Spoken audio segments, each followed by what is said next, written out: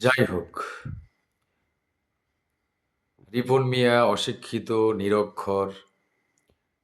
রিপন মিয়াকে নিয়ে অনেক ট্রল করলেন।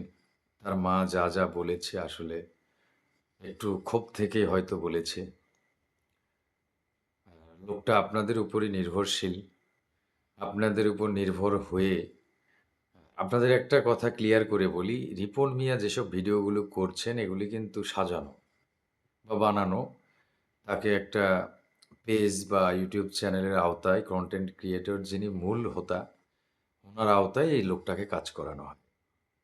এখন যদি ভাই এই লোকটা এখন আর উনার কনটেন্ট ক্রিয়েট না করে দেন, তাহলে কিন্তু সে তাকে বেতন দিবে না।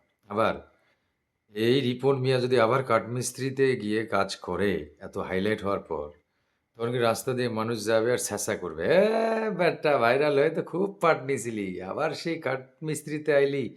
একটা ব্যঙ্গাত্মক কথাবার্তা বলবে।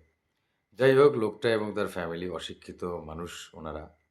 এতটা শিক্ষিত না। এইজন্য ভুল ত্রুটি মার্জনীয়। আপনারাই তো তাকে উঠাইছেন। আপনারাই আবার ক্ষমা করে দেন। লোকটা তো এভাবে ভালোই চলছিল। প্লিজ সবার কাছে আর্জি পেশ করছি।